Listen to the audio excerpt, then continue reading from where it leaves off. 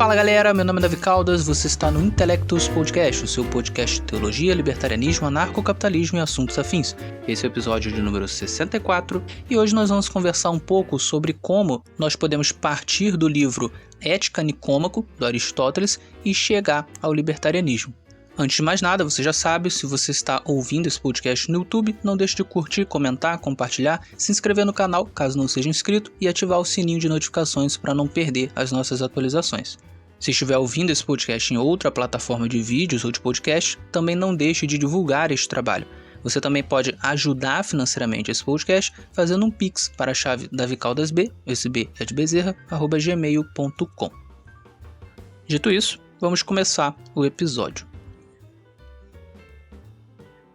Antes de partir para o conteúdo do episódio em si, é importante eu oferecer ao ouvinte uma breve contextualização do porquê eu estou fazendo esse episódio.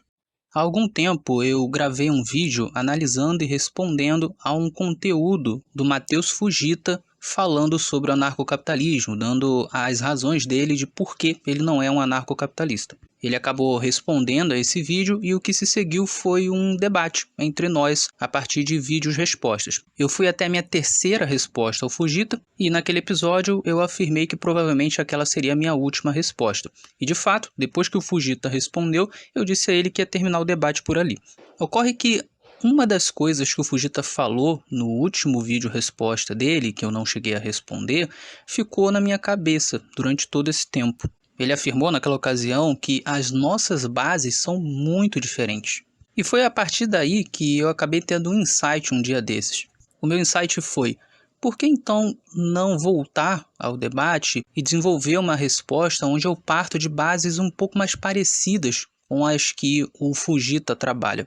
Porque, de fato, quando dois debatedores têm bases muito diferentes, o debate fica um pouco desencontrado. Cada um usa termos diferentes, definições diferentes, pressupostos diferentes, analogias diferentes, e assim a discussão não flui muito. Além disso, eu me dei conta que seria muito bom eu explorar um pouco das bases que influenciam o Fujita, já que eu nunca as trabalhei aqui no podcast de uma maneira mais explícita. Pensando nisso, então, eu resolvi fazer um esforço no que diz respeito a arrumar tempo e disposição para desenvolver mais essa resposta. E já que nós estamos falando de tempo e disposição, eu devo dizer ao ouvinte que essa resposta vai levar muito mais tempo do que as outras e está me exigindo muito mais disposição do que as outras. Isso porque essa resposta será dividida em 3 episódios. Esse episódio, portanto, é apenas o primeiro. Bom, explicadas as minhas motivações para efetuar essa quarta resposta, eu queria falar um pouco das bases que eu vou trazer para essa discussão. Nas respostas que eu recebi do Fujita até então, me pareceu que o sistema ético que ele constrói possui 2 influências principais. A primeira seria a ética das virtudes, do Aristóteles, e a segunda seria a ética deontológica, do Kant, mais precisamente o conceito de imperativo categórico. O que eu quero fazer, portanto, é abordar um pouco, de maneira bastante resumida, os sistemas éticos desses 2 autores, traçar algumas análises e reflexões e, a partir dessas análises e reflexões, fazer uma resposta a alguns pontos que o Fujita levantou no seu último vídeo desse debate. A estrutura, portanto, que eu vou seguir aqui é a seguinte: nesse primeiro episódio, nós vamos conversar sobre a Ética Nicômaco, de Aristóteles. No próximo episódio, nós vamos conversar sobre o imperativo categórico de Kant. E, por fim, no terceiro episódio, nós vamos responder propriamente às objeções e os pontos que foram levantados pelo Fujita em seu último vídeo nesse debate. Em relação aos materiais que eu vou utilizar, os principais são 4 livros. O primeiro é o Ética Nicômaco, do Aristóteles. O segundo é o Fundamentação da Metafísica dos Costumes, do Immanuel Kant. O terceiro é o Metafísica dos Costumes, também do Immanuel Kant, que é uma espécie de continuação desse primeiro livro. E o quarto é o livro Filosofia e Cosmovisão Cristã, do J.P. Moreland, juntamente com William Lane Craig. Esse é um livro grande que trata de vários assuntos e alguns dos capítulos desse livro discutem alguns sistemas éticos, dentre os quais a ética das virtudes e a ética deontológica do Kant com seu imperativo categórico. Pois bem, feitas essas observações, eu acredito que nós podemos começar agora a exposição. Nosso ponto de partida é Aristóteles. No livro Ética Nicômaco, Aristóteles desenvolve o que viria a ser conhecido como Ética das Virtudes. Basicamente, o que Aristóteles tenta fazer é mostrar que existe um modo correto do homem viver, que existem virtudes e também vícios, e que a partir da razão é possível saber como que o homem deve viver, quais são os vícios e quais são as virtudes. Qual é o raciocínio que Aristóteles faz para poder chegar a essas conclusões? Bom, ele começa reconhecendo algo que era um senso comum na sua época, que o fim que todo homem busca é a felicidade.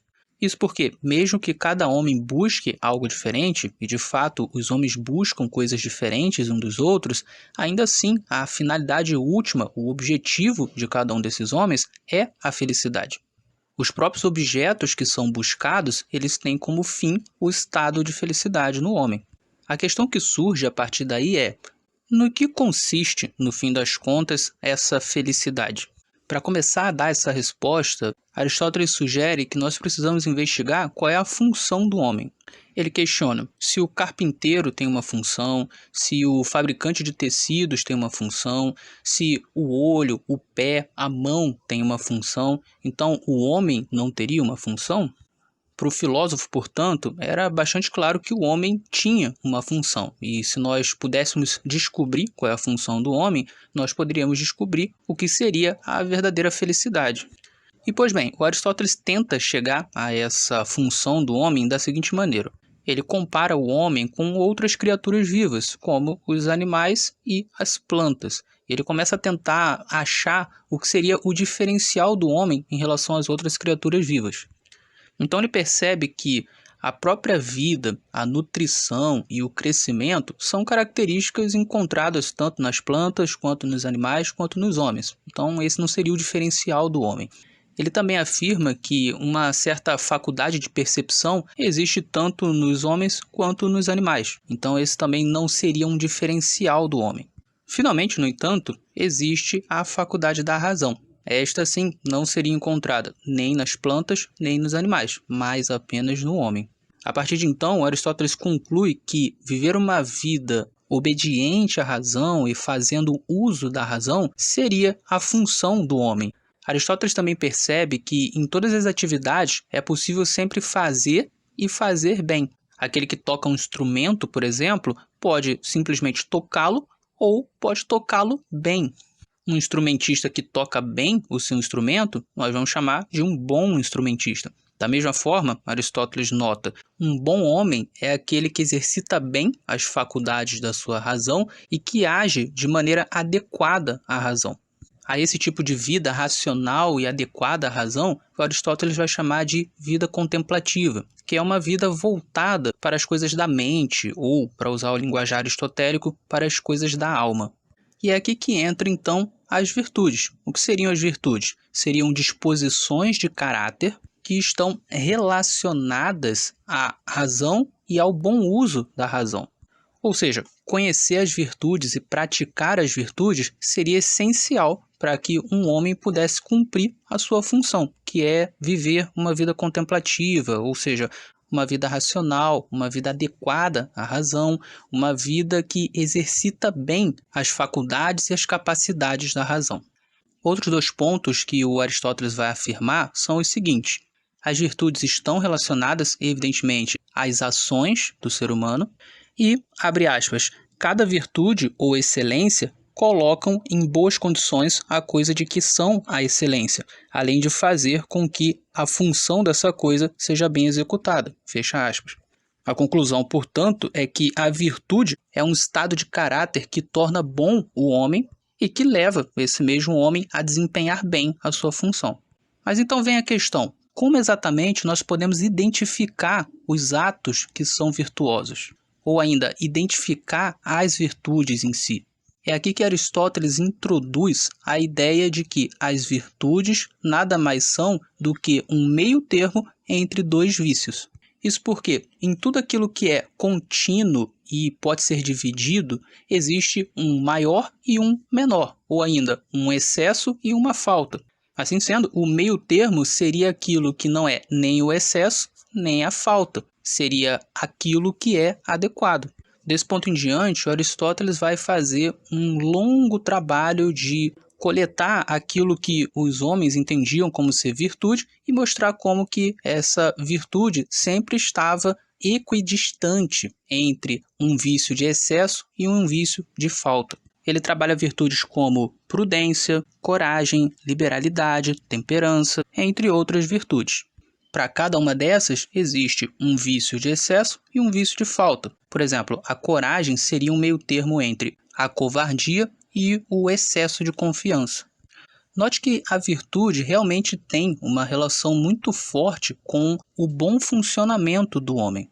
Pensemos, por exemplo, na virtude da temperança em relação aos alimentos. Se a função do homem é viver uma vida contemplativa, uma vida adequada à razão, evidentemente ele precisa estar vivo. Por conseguinte, o homem precisa se alimentar. A função, portanto, da alimentação para o homem é, evidentemente, o homem se manter vivo, ou pelo menos essa é a função principal. E para essa função ser cumprida, existe uma quantidade adequada de alimento. E esse é o ponto. É possível que o homem coma mais do que o adequado e é possível que ele coma menos do que o adequado. Em ambos os casos, isso vai causar um mau funcionamento do ser humano e pode até levá-lo à morte. Portanto, o meio termo entre esses dois vícios, que seria a temperança, é o adequado para o bom funcionamento do ser humano. Um ponto importante de se destacar aqui é que, para Aristóteles, as virtudes são um meio termo entre os vícios e não um meio termo dos vícios. Existem ações que são mais em si mesmas, então não é possível achar o meio termo dessas ações. O Aristóteles cita, por exemplo, o adultério, o furto, o assassinato, a inveja, entre outras ações. Eu menciono esse ponto para que o ouvinte tenha um bom entendimento do que Aristóteles defendia. Bom, acredito que esse seja um bom resumo para os nossos propósitos nesse episódio. Eu quero agora fazer algumas reflexões sobre essa base aristotélica. Mas para começar, eu gostaria de dar um passo para trás. Antes de tratar a felicidade como sendo a vida contemplativa, que é a proposta de Aristóteles, vamos trabalhar a hipótese de que a felicidade seja algo subjetivo, ou seja, cada homem tem a sua própria felicidade. É evidente que quando trabalhamos com essa hipótese, não é possível chegar a uma noção muito detalhada de moralidade. Afinal de contas, se cada homem tem a sua própria felicidade, certamente existirão atos e estilos de vida que serão felicidade para uns e não serão felicidade para outros. E, evidentemente, muitos desses atos e estilos de vida serão contrários uns aos outros. Portanto, dentro dessa perspectiva, em muitos momentos será impossível saber quais atos são morais e quais atos são imorais, quais estilos de vida são morais e quais estilos de vida são imorais. Por exemplo, para algumas pessoas é felicidade ir à igreja toda semana, e muitas dessas pessoas detestariam estar numa balada, por exemplo. Já para outros indivíduos, felicidade é justamente estar numa balada toda semana. E para esses mesmos indivíduos, estar na igreja ou frequentar a igreja seria uma infelicidade. E, evidentemente, as duas atitudes, os dois estilos de vida são contraditórios entre si. Portanto, dentro dessa hipótese da felicidade pessoal, tanto ir à balada quanto ir à igreja seriam atitudes legítimas no que diz respeito à busca pela felicidade.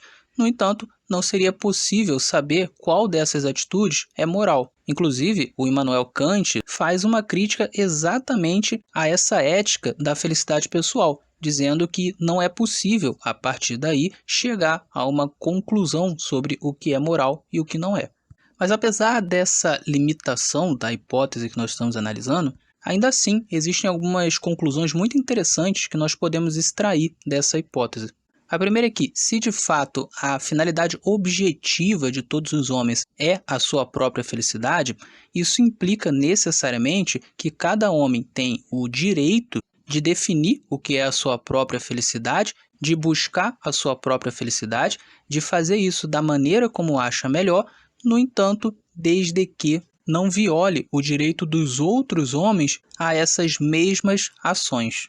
A segunda conclusão é que, se realmente a finalidade do homem é a felicidade, isso implica necessariamente o direito à vida, já que sem vida é impossível buscar a felicidade, o direito a procurar ou produzir alimento, já que sem alimento não é possível viver, o direito de se apropriar de determinados bens que ainda não têm dono, seja estritamente para a própria sobrevivência ou para algum outro objetivo que leve à felicidade, o direito ao uso exclusivo do próprio corpo para se expressar e se movimentar, o direito a proteger a própria vida, o próprio corpo e os bens que foram apropriados, e o direito, claro, de vender esses bens, ou trocar, ou doar, ou legar, ou mesmo jogar fora. E isso tudo implica, claro, uma terceira conclusão, que é a seguinte: se cada homem tem esses direitos, então cada homem tem o dever de não violar esses direitos dos outros homens. Assim sendo, seria errado eu violar a vida de outra pessoa, o corpo de outra pessoa, a liberdade de outra pessoa, os bens externos originalmente apropriados por outra pessoa, o direito de autoproteção de outra pessoa e os direitos de compra, venda, troca, doação, negociação, contrato de outra pessoa. Então note, ainda que essa hipótese da felicidade pessoal não seja capaz de identificar de uma maneira detalhada o que é moral e o que é imoral, ela é capaz ao menos de gerar uma ética bastante geral. Essa ética se resume no seguinte: o indivíduo é livre para fazer o que quiser, desde que não agrida o outro e o que é do outro.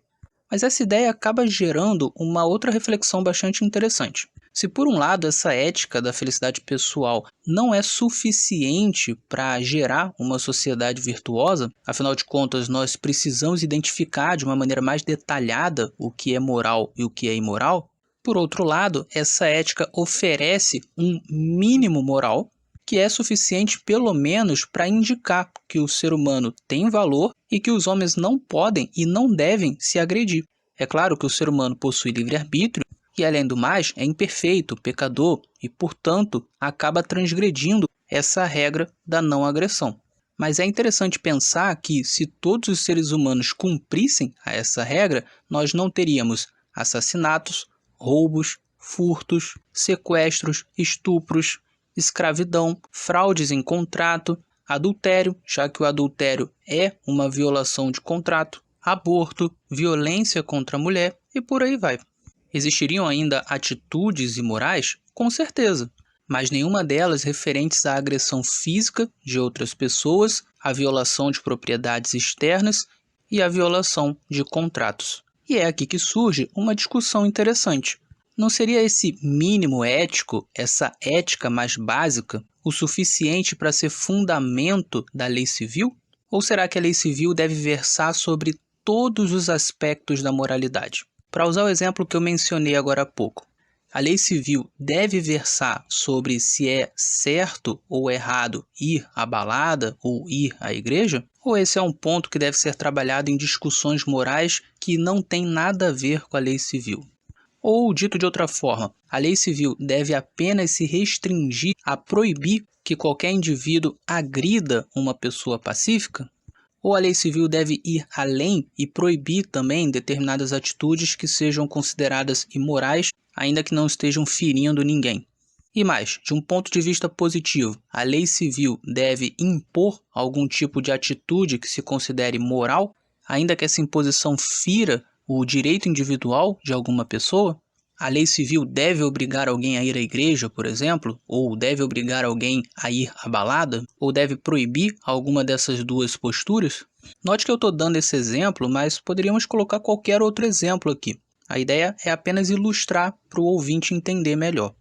Bom, eu vou voltar a essas questões daqui a pouco, quando nós formos discutir qual seria o objetivo da lei civil. Voltemos então agora à Ética das Virtudes, do Aristóteles. Aristóteles identifica 3 principais tipos de vida que um homem pode buscar: a vida dos prazeres, a vida das honrarias e a vida contemplativa. Assim, existem os homens que creem que a felicidade é o máximo de prazer quanto possível, existem os homens que creem que a felicidade é ter honra, status, popularidade e poder, e existem os homens que acreditam que a felicidade está na vida contemplativa, na vida racional, na vida de busca por excelência em todas as capacidades que estão ligadas à razão. Como já vimos, é essa terceira vida que Aristóteles entende ser a função do homem. E é por conta disso que as virtudes são tão importantes e que o homem deve ter uma vida virtuosa. Considerando então a hipótese de Aristóteles, nós podemos concluir que aquilo que alguns homens entendem como sendo a felicidade não é a felicidade verdadeira. E isso implica, evidentemente, que esses outros estilos de vida que foram citados são estilos repletos de vícios e que devem ser evitados pelos indivíduos. Assim, um homem deve evitar ser medroso ou insensato, muito passivo ou muito colérico, um suvino avarento ou um gastador irresponsável, e por aí vai. Em termos de discussão exclusivamente moral, isso faz total sentido. E com toda certeza eu concordo com Aristóteles que os outros tipos de vida, os outros estilos de vida, não são a felicidade verdadeira. Apenas uma vida virtuosa, de fato, pode trazer uma felicidade genuína. E também apenas uma vida virtuosa, de fato, se adequa bem à nossa função enquanto seres humanos. No entanto, essa discussão fica um pouco mais complexa quando nós voltamos para a questão da lei civil, que devemos ter uma vida virtuosa nos mais diversos aspectos e buscar sempre nossa excelência, parece algo bastante claro, principalmente para quem é cristão, como eu. Agora, o que já não é tão claro é se a lei civil deve impor tudo aquilo que é virtuoso nas mais diversas áreas e proibir tudo aquilo que não é virtuoso nas mais diversas áreas. Para tratar adequadamente essa questão, parecem haver duas perguntas que nós precisamos responder. A primeira é se nós devemos ter liberdade de escolha e liberdade de errar e acertar. E a segunda é sobre qual é a função da lei civil.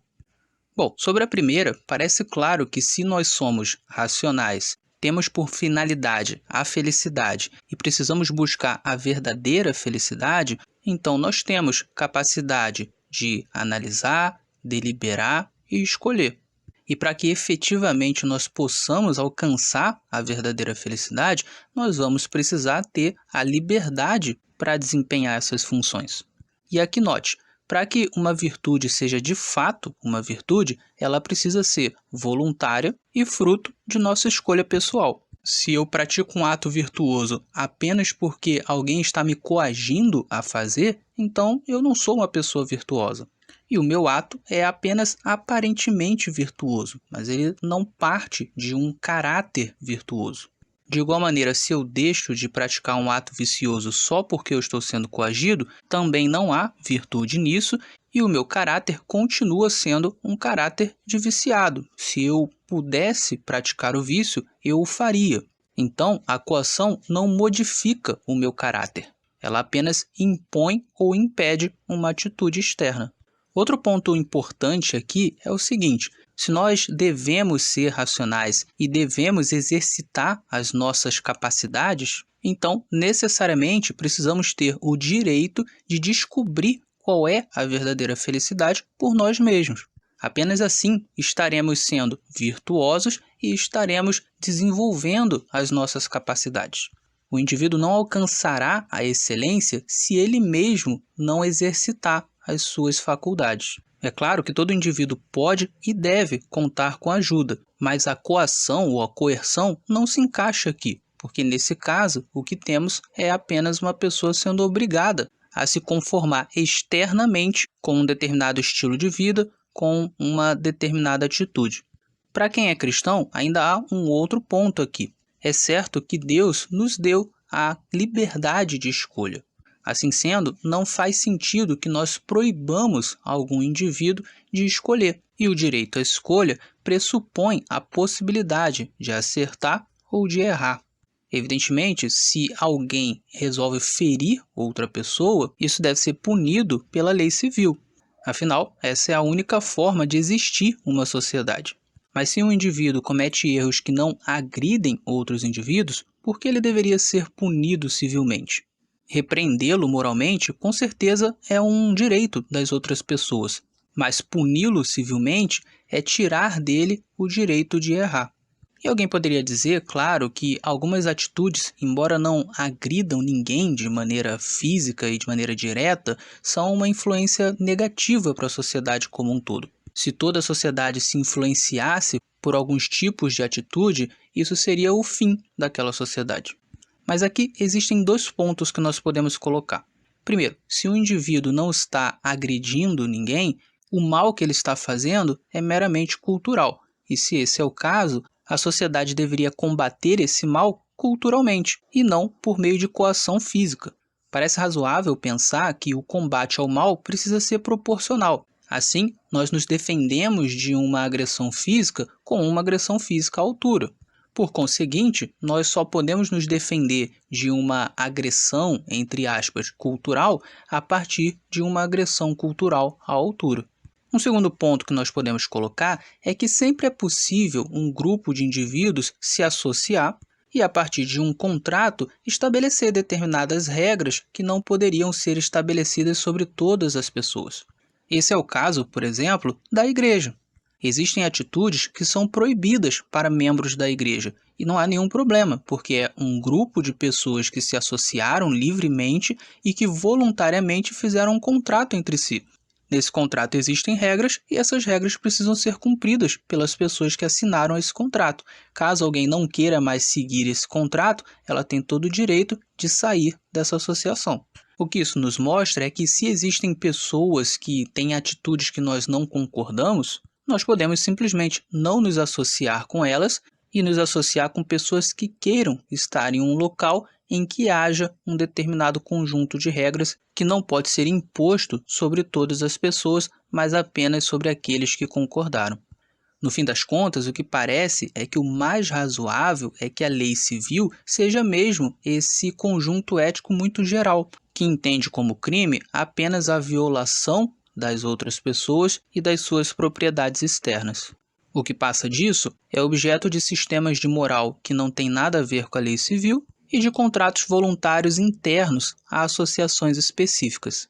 A segunda questão que nós precisamos responder é qual seria o objetivo da lei civil.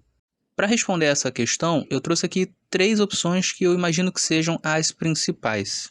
A primeira seria que a lei civil tem como objetivo tornar os cidadãos virtuosos, evidentemente estimulando ou até mesmo impondo as virtudes e desestimulando ou até mesmo proibindo os vícios. A segunda opção é de que a lei civil teria como objetivo o bem comum. E a terceira opção seria de que a lei civil tem como objetivo evitar ou resolver possíveis conflitos a respeito de bens escassos. Vamos avaliar cada uma dessas opções. Em relação à primeira, a de que a lei civil teria por objetivo gerar cidadãos virtuosos, o primeiro problema no qual ela esbarra é justamente aquele que eu falei agora há pouco, a de que o ser humano, sendo racional e tendo como finalidade a felicidade, deve ter o direito de escolha, deve ter o direito de acertar, deve ter o direito de errar, deve ter o direito de, por si só, descobrir o que é a verdadeira felicidade. E, ademais, se a virtude precisa ser voluntária e fruto da escolha, então, necessariamente, só vai haver virtude se o indivíduo tiver esse direito de fazer as suas próprias escolhas. Assim sendo, uma lei civil que se intrometesse nesse direito de escolha, na verdade, seria contraproducente. Ao tentar impor virtudes e proibir vícios, a lei estaria impedindo que os cidadãos se tornassem verdadeiramente virtuosos. Tomás de Aquino, concordando com Agostinho de Hipona, afirma algo semelhante. Na Suma Teológica, Tratado da Lei, questão 91, artigo 4, ele diz: a lei humana não pode punir ou proibir todas as malfeitorias, pois, se quisesse eliminar todos os males, haveria consequentemente de impedir muitos bens. Aquino afirma isso ao responder uma questão sobre se a lei divina realmente era necessária ou se a lei humana seria suficiente. Ele oferece várias respostas pelas quais a lei divina é necessária e a humana não é suficiente, e uma delas é justamente essa: a lei humana não tem como proibir todos os vícios, todos os males. Assim sendo, para Aquino, aquilo que não poderia ser proibido pela lei humana, pela lei civil, não ficaria impune, porque poderia ser proibido pela lei divina. Isso se encaixa bem com o que eu disse agora há pouco. Algumas questões são questões relacionadas à moral apenas e nada tem a ver com a lei civil. Outro trecho interessante de Aquino está na questão 96, artigo 2, ainda no mesmo tratado da lei. Ele afirma: ora, a lei humana é feita para a multidão dos homens, composta na sua maior parte de homens de virtude imperfeita. Por isso, ela não proíbe todos os vícios de que os virtuosos se abstêm, mas só os mais graves, dos quais é possível a maior parte da multidão abster-se, e principalmente os que causam dano a outrem, ou aqueles sem cuja proibição a sociedade humana não pode subsistir. Assim, a lei humana proíbe o homicídio, o furto e atos semelhantes. É bem verdade que um pouco mais à frente, Aquino fala que a lei humana visa dirigir os homens para a virtude. Ele tinha um pouco dessa visão. Ao mesmo tempo, ele reconhecia que a lei humana não poderia proibir tudo aquilo que a lei natural e a lei divina proibiam. Tampouco a lei humana poderia impor todas as virtudes. Alguém poderia argumentar aqui, claro, que uma lei civil abrangente no que diz respeito à proibição de vícios e à imposição de virtudes poderia gerar nos cidadãos uma boa consciência pelo simples fato de estar na lei. Mas se é verdade que isso pode acontecer com algumas pessoas, também é verdade que a lei civil tem efeito nulo sobre a consciência de muitas pessoas, e por isso elas transgridem a lei tranquilamente, e tem até efeito negativo sobre algumas pessoas. Por vezes, o simples fato de algo ser proibido na lei civil é o suficiente para gerar curiosidade e vontade de transgressão em algumas pessoas. Ou seja, uma lei civil mais abrangente não é, de maneira alguma, uma garantia de que as pessoas se tornarão mais virtuosas. Eu não posso deixar de citar aqui, inclusive, que em muitos casos é visível que uma lei civil abrangente pode desestimular a virtude. Pensemos, por exemplo, na questão da assistência social financeira. Se a lei civil se propõe a dar assistência social financeira para as pessoas mais pobres e cobra altos impostos da sociedade para este fim, isso tem um grande potencial de desestimular as pessoas a voluntariamente ajudarem os mais pobres e ajudarem com valores maiores. Primeiro porque o Estado já faz isso e, portanto, existe uma tendência a terceirizar a caridade ao Estado. E segundo porque, como o Estado já cobra muitos impostos, não sobra tanto dinheiro para que as pessoas ajudem as outras. Então, temos aqui um caso claro em que o Estado, ao impor mais impostos para ajudar os mais pobres, acaba desestimulando a verdadeira virtude, que é a dos cidadãos voluntariamente darem parte dos seus recursos aos mais pobres. Em suma, não parece que a lei civil é o instrumento mais adequado para gerar homens virtuosos. Outros instrumentos, como a família, a igreja, os amigos próximos e determinadas associações, com toda certeza são mais adequadas para esse fim. A segunda opção a ser avaliada é a de que o objetivo da lei civil deve ser o bem comum. Eu citei Tomás de Aquino agora há pouco e o cito de novo. No mesmo Tratado da Lei, na questão 96, artigo 1, ele afirma o seguinte: ora, o fim da lei é o bem comum, pois, como diz Isidoro, a lei deve ser estabelecida para a utilidade comum dos cidadãos e não para a utilidade privada, por onde devem as leis humanas ser proporcionadas ao bem comum. O problema dessa opção é que o conteúdo do bem comum pode variar de autor para autor e, com certeza, sempre vai variar de político para político. Por exemplo, alguém pode conceituar que faz parte do bem comum a ideia de seguir a religião verdadeira e, portanto, a lei civil deveria proibir todas as outras religiões que não a religião verdadeira. Já outra pessoa pode pensar bem comum como incluindo a ideia de liberdade de religião, de liberdade de crença, de liberdade de expressão. Cada um desses lados, evidentemente, vai trazer os seus argumentos, os seus pontos de vista, e eu não estou querendo dizer aqui que não há uma argumentação mais forte. Eu apenas estou dizendo que é bastante fácil conceituar de maneira diferente. Se isso já é um problema a nível teórico, é um problema muito maior a nível prático. A maioria dos políticos, por exemplo, sempre vai dizer que os seus atos e decisões políticas são para o bem comum. Assim, alguns políticos vão dizer que criar um déficit gigantesco na economia, cobrir esse déficit com impressão de dinheiro e assim gerar inflação é algo para o bem comum. Afinal de contas, supostamente esse déficit foi criado para gerar empregos, para financiar obras públicas, para manter programas de assistência social e por aí vai. Já outros políticos vão defender ideias totalmente diferentes, também supostamente em prol do bem comum. Pensemos em algo mais localizado. Alguns políticos resolvem usar dinheiro de imposto para criar uma via específica de ônibus. Esses políticos afirmam que estão fazendo isso pelo bem comum. Mas como eles podem saber que esse é o bem comum? Os cidadãos realmente estão precisando dessa via específica de ônibus? E se estão, essa é a prioridade dos cidadãos ou teria alguma outra coisa mais importante antes disso? E como fica o caso das pessoas que não queriam pagar por essa via? O bem dessas pessoas não importa? Se o bem dessas pessoas não importa, então o bem comum é o bem da maioria? Se é o bem da maioria, por que o bem da maioria importa mais que o bem da minoria? E se a regra é o bem da maioria, o que explica o fato de que algumas coisas são consideradas erradas, são consideradas males, mesmo que a maioria concorde? Perceba que todo e qualquer ato e decisão política gerará esse tipo de pergunta. Então, no fim das contas, de um modo prático, colocar a lei civil como tendo por objetivo o bem comum pode acabar gerando uma margem muito grande para que os governantes façam aquilo que eles bem entenderem. Mas vamos lá, apesar disso, nós não precisamos jogar fora o conceito de bem comum. Nós só precisamos conceituar bem comum de uma maneira tal que essa margem para que governantes façam o que bem entenderem ou não exista ou seja muito pequena. É nesse ponto, então, que eu ofereço a minha visão de bem comum.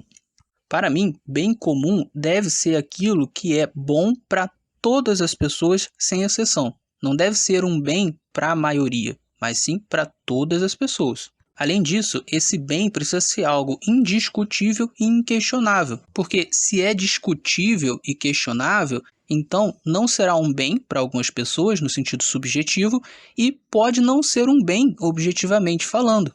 Em suma, tem que ser algo que todo mundo vê que é bom. Existe esse tipo de bem na humanidade? Sim, existe. São os direitos negativos. Como eu já expliquei em vários outros episódios, os direitos negativos são aqueles que geram obrigações das pessoas não efetuarem determinadas práticas conosco. São direitos negativos: não ser assassinado, não ser roubado, não ser sequestrado, não ser violentado, não ser escravizado, não ser proibido de se defender e por aí vai. Ora, esses são bens universais, são bens para todas as pessoas.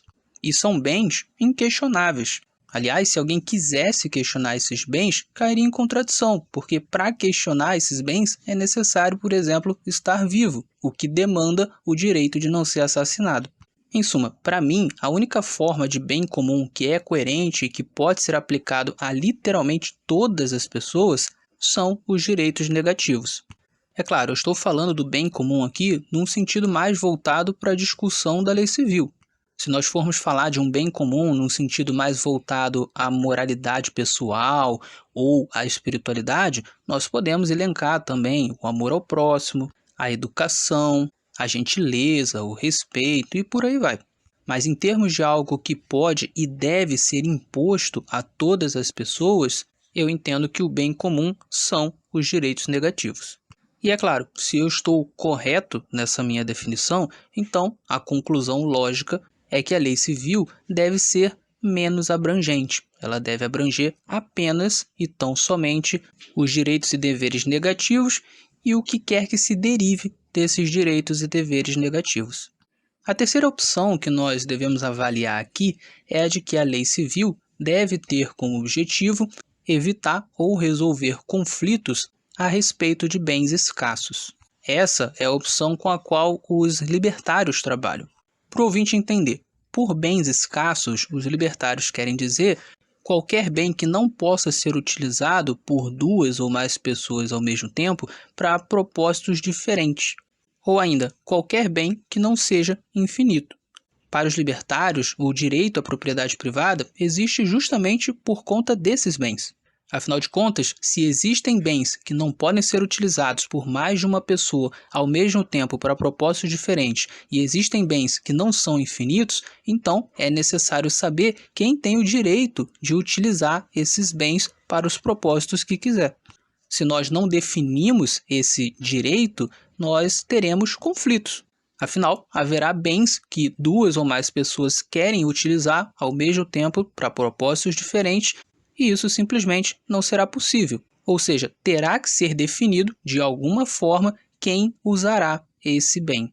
Entram na categoria de bens escassos o nosso próprio corpo, roupas, alimentos, móveis, casas, carros, animais, instrumentos musicais, livros, eletrodomésticos e por aí vai. Os libertários entendem, então, que da feita que nós reconhecemos quem é dono de quê, quem se apropriou de quê, quem tem direito ao quê, esse direito de propriedade deve ser protegido por lei. O objetivo é que os conflitos a respeito desses bens escassos sejam evitados ou, se acontecerem, resolvidos. Note que essa opção não é muito diferente da segunda quando pensamos a ideia de bem comum como sendo os direitos negativos. Afinal de contas, os direitos negativos são resumidos em direito à propriedade, a propriedade do próprio corpo e a propriedade de bens externos. Feitas essas análises, portanto, a conclusão a qual eu chego é que o objetivo da lei civil deve ser a proteção da propriedade privada, deve ser a proteção dos direitos negativos. A lei civil, portanto, não é e não deve ser algo muito abrangente. Deve ser, sim, um mínimo, um básico, um ponto de partida para que uma sociedade possa viver minimamente em harmonia. E com isso, nós podemos voltar à nossa questão inicial. A lei civil deveria versar sobre questões morais, como, por exemplo, se nós devemos ou não ir à igreja, devemos ou não ir à balada? E a resposta é, evidentemente, não. Não compete à lei civil tratar dessas questões. Essas questões devem ser tratadas em sistemas de moralidade que nada têm a ver com a lei civil e nas regras específicas e pertinentes a associações voluntárias que possuem as suas próprias regras. Bom, então vimos até aqui que é possível, a partir da ética da felicidade pessoal e da ética das virtudes do Aristóteles, chegar à noção de que todas as pessoas devem ser livres para buscar a sua própria felicidade da maneira como querem, desde que não violem esse mesmo direito que os outros também têm. Vimos ainda que a implicação desse pensamento é de que nós temos diversos direitos naturais, que são, aliás, direitos negativos, como, por exemplo, o direito à vida, o direito ao uso exclusivo do próprio corpo, o direito a se defender, o direito à liberdade e, dentre outros, o direito de nós nos apropriarmos de determinados bens que não têm dono. E é sobre esse último direito que eu quero falar agora. Note, se de fato nós temos o direito de nos apropriarmos de coisas que não têm dono, a pergunta que surge imediatamente é: como nós podemos efetuar essa apropriação? Vamos trabalhar um pouco essa questão. Talvez um ponto de partida para essa discussão seja perceber que um indivíduo pode ser dono de algo exclusivamente aos seus próprios olhos ou ser dono de algo também aos olhos das outras pessoas. Quando falamos em propriedade, geralmente estamos nos referindo a uma pessoa ser dona não apenas aos seus próprios olhos, mas também aos olhos das outras pessoas. Aliás, refletindo sobre isso, o Kant afirmava que a propriedade sempre diz respeito à relação com as outras pessoas. Para ele não fazia muito sentido falar de alguém que é proprietário de algo quando não existe nenhuma outra pessoa para saber disso. Seria como dizer que o objeto tem um dever para com o proprietário, quando na verdade quem tem deveres para com o proprietário de um objeto são os outros indivíduos da sociedade. E no caso aqui, seria o dever de respeitar a propriedade do proprietário. Portanto, parece razoável dizer aqui que para que nós possamos nos apropriar de algo que não tem dono, de modo que nós nos tornemos donos não apenas aos nossos próprios olhos, mas aos olhos de todas as outras pessoas à volta, é necessário tornar evidente para as pessoas à volta que nós nos apropriamos do tal objeto. Outro ponto que parece importante é que nós possamos demonstrar às pessoas um elo objetivo e também racional entre nós e o objeto que estamos apropriando. De alguma maneira, o objeto precisa remeter a nós e nós ao objeto. Note que, utilizando esses dois critérios, nós podemos fazer algo para a nossa própria felicidade sem agredir ninguém, Avisar aos outros que determinado objeto já tem dono, impedindo assim que alguém use o objeto sem saber que tem dono, gerando um conflito, e nos utilizamos de um meio racional para nos apropriar de algo e assim alcançar a felicidade. A pergunta que surge aqui então é a seguinte: de que maneira esses critérios podem ser satisfeitos? A resposta que vem imediatamente à minha cabeça é aplicando trabalho ao objeto. Não qualquer tipo de trabalho, evidentemente, mas um tipo de trabalho que possa evidenciar para as pessoas que determinado objeto foi apropriado. Tomemos um dos exemplos que eu já usei várias vezes nesse debate. Um homem chega em determinado local que não possui nenhum dono, corta as árvores, corta o mato, faz um cercado, constrói a sua casa, faz uma hortinha, coloca uma placa na frente do portão com o seu sobrenome e passa a viver ali com a sua família. Qualquer pessoa que chegue nesse lugar depois perceberá claramente que aquilo ali foi trabalhado por alguém. O fruto desse trabalho, que pode ser visto na cerca, na hortinha, na casa e na placa com o sobrenome da pessoa, são um vínculo objetivo entre esse objeto e o proprietário e são evidências visíveis de que uma pessoa se apropriou daquele lugar. Portanto, ao menos em termos morais, primeiramente, qualquer pessoa que chegue diante dessa propriedade tem por obrigação respeitar essa propriedade. Poderíamos dizer, portanto, que o trabalho pode gerar o direito de propriedade? Em minha visão, sim. É claro, alguém poderia dizer aqui que o trabalho, no máximo, evidencia que você se apropriou de algo e não gera o direito de propriedade. Mas note, se para ser dono de algo aos olhos das outras pessoas é preciso evidenciar isso, e se para evidenciar isso é preciso fazer um trabalho visível no objeto, então, de certa forma, o trabalho está gerando esse direito de propriedade aos olhos das outras pessoas. Portanto, não me parece nem um pouco absurdo relacionar o trabalho que se faz em determinado objeto à geração de direito de propriedade. Ou, dito de outra forma, como eu tenho falado nos episódios anteriores, a relação de causação de um indivíduo sobre o objeto gera o direito de propriedade do indivíduo sobre o objeto em relação às outras pessoas. Eu vou voltar a este ponto nos 2 próximos episódios, mas, por enquanto, eu peço que o ouvinte guarde essa argumentação na cabeça. Bom, antes de finalizar este episódio, vale destacar 2 pontos. O primeiro é que, como o ouvinte pode perceber, tanto a ética da felicidade pessoal quanto a ética das virtudes do Aristóteles, se seguidas coerentemente até as últimas consequências, nos levam à conclusão de que a sociedade deve se estabelecer por meio de uma ordem libertária. Uma ordem libertária não especifica qual deve ser o sistema que uma sociedade seguirá. Uma ordem libertária apenas nos diz que qualquer que seja o sistema adotado, ele não pode ser um sistema que viole os direitos naturais dos seres humanos. E é exatamente por isso que libertários são contrários a governos estatais, são contrários à estrutura Estado. Não porque libertários são contra hierarquias, ou são contra governantes, ou são contra líderes, ou são contra governos, ou são contra leis, mas sim porque eles são contra qualquer pessoa ou instituição que inicie agressão contra pessoas pacíficas. E a essência do Estado é exatamente essa. O segundo ponto que eu quero destacar é que o Murray Rothbard, que é considerado o pai do anarcocapitalismo, possui uma base muito semelhante com a que nós analisamos aqui. Para Rothbard, a função do homem era a sobrevivência e a prosperidade ou felicidade. E como a felicidade e a prosperidade variam um pouco de indivíduo para indivíduo, então, necessariamente, o homem deveria ser livre para escolher os seus fins específicos e os seus meios.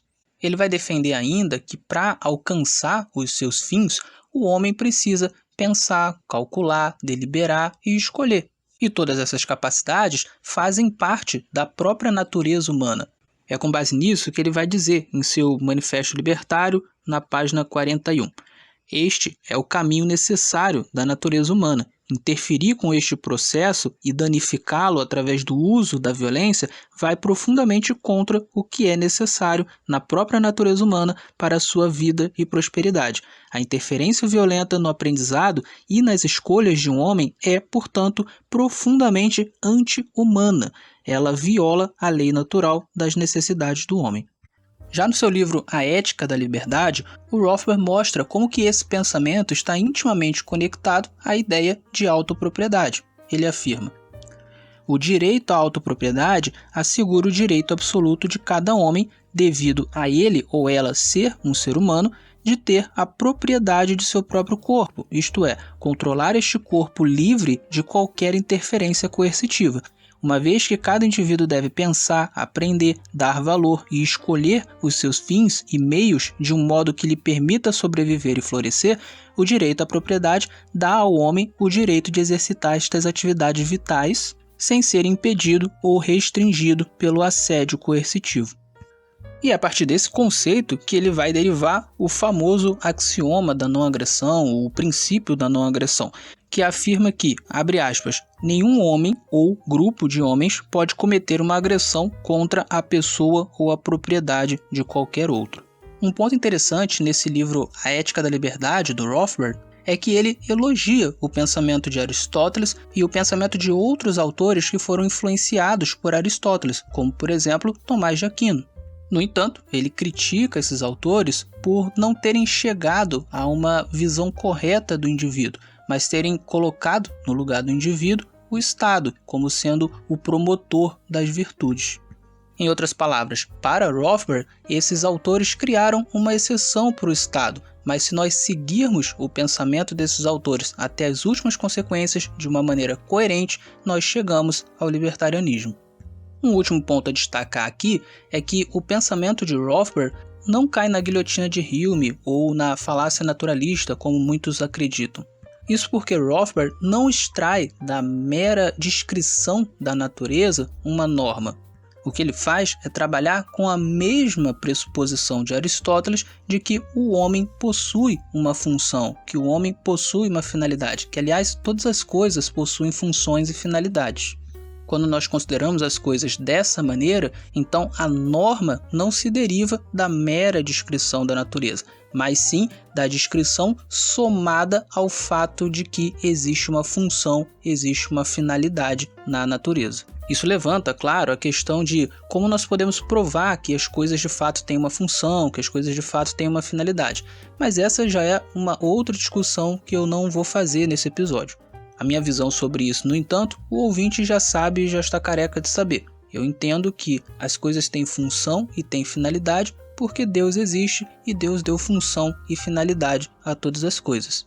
Mas, em resumo, eu posso dizer aqui que o Rothbard parece trabalhar muito bem toda essa base que nós extraímos do livro Ética Nicômaco.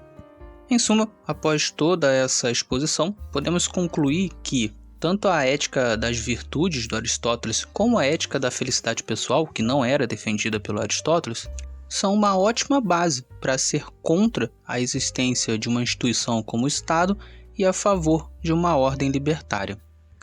Fechamos então a primeira parte da nossa resposta e a próxima parte, como já dito, focará no conceito de imperativo categórico de Immanuel Kant.